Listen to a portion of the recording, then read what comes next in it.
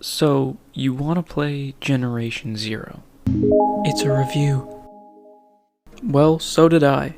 This game was on my radar for many months before I bought the base game for 50% off. It's not that I wouldn't have bought the game at full price, but I'm someone who pretty much only plays games with friends and rarely by myself. So, obviously, it made sense for me to use a 50% off sale to lure my friends into the game. Even with that, they were reading reviews and looking at ratings like they care about spending money on a game they might not enjoy because they have no reason to be interested in it, let alone would have ever heard of it if it wasn't for me having stumbled across the game on YouTube. They were all like, "Oh, I don't know if I can buy the game. It's got mixed reviews, goo goo wah wah." Despite their complaining, they ended up buying the game. Rule 1. The only rule that will determine your success in this game. Choose the right difficulty level.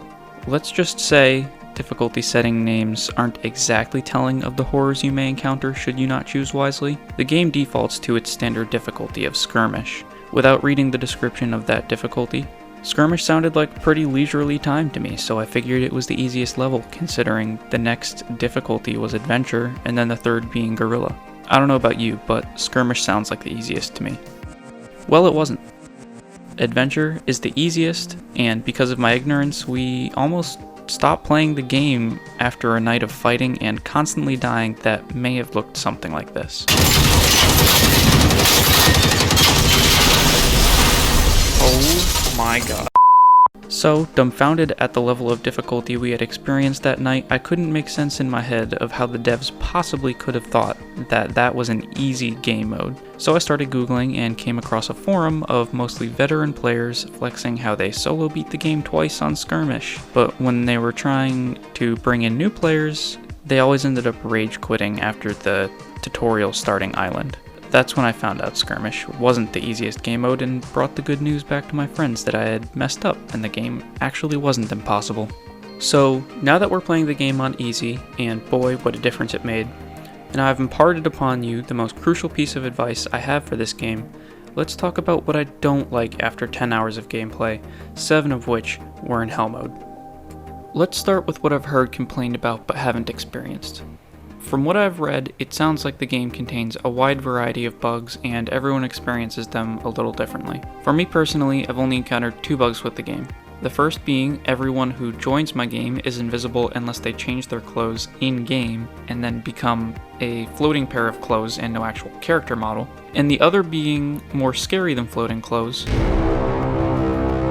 One time I alt-tabbed out of the game while it was booting up and it corrupted all my character saves. If I hosted the game, as soon as I stepped through a doorway, my game would crash, and if someone else hosted, I would spawn underground. Luckily, uninstalling and reinstalling the game fixed that. For things I don't like about this game that are not bugs, the stealth mechanics are not good enough.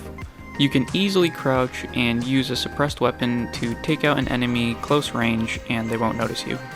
Oh wait, there's one on the ridge too. Yeah, there's one right like... Oh, I'm getting spotted big time. Oh Dude, wait, you didn't even alert this dog over here with your suppressor. Really? Oh, no, yeah, the explosion did, but not until the explosion happened did you alert these dogs. So maybe... That was actually crazy. Because I was crouched and suppressed? I guess so, yeah. But as soon as they explode, everything else knows where you are. So close quarters stealth doesn't really work. For long range stealth, it's a bit better. You can take out enemies from a distance and they won't always immediately know where you are unless there is a tank or a harvester. Their weapons have so much range, I guess that also directly translates to their ability to see things far away. So you might be taking out some hunters next to a harvester from far away and they won't know any better, but the harvester will slowly start to make its way towards you and put it in its range.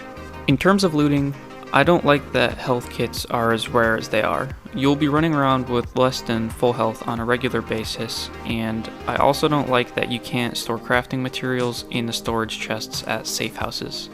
Because all of them have storage chests, but not all of them have closed crafting stations where you can store the crafting materials. The only other thing I would say I would like to see tweaked, but would never be a reason I wouldn't play the game, is moving from place to place on the map. The map is huge, even without any DLC. Sometimes it can become a walking/bike riding simulator. Cue that open country road music.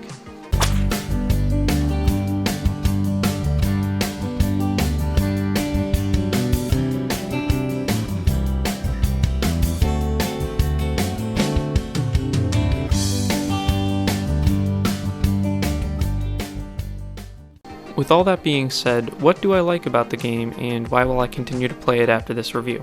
Well, to start, and I know you probably have never heard anyone say this is the reason they got excited about a game, but a large portion of it for me is the sound design. Yeah, the sound design. The way sounds in this game sound is just so good. The way all the weapons sound, except the baseball bat,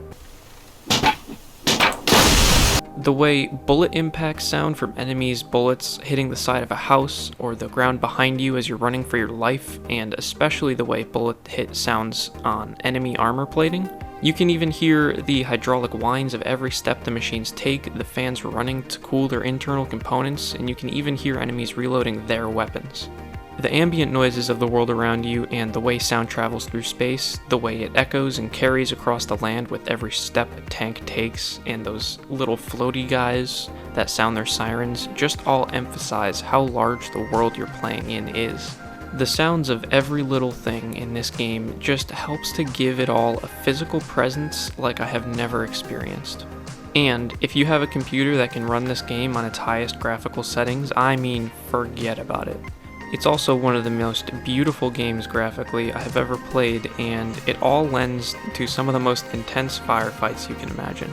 So, if you like survival/looter shooters that look, sound, and plays really well, minus any little bugs here and there that so far at least I have been able to remedy, then this game is for you.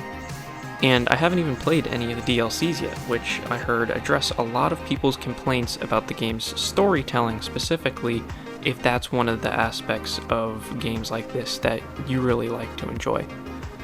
So until I get those DLCs and hopefully have more good things to say about it, this game's definitely a yes from me.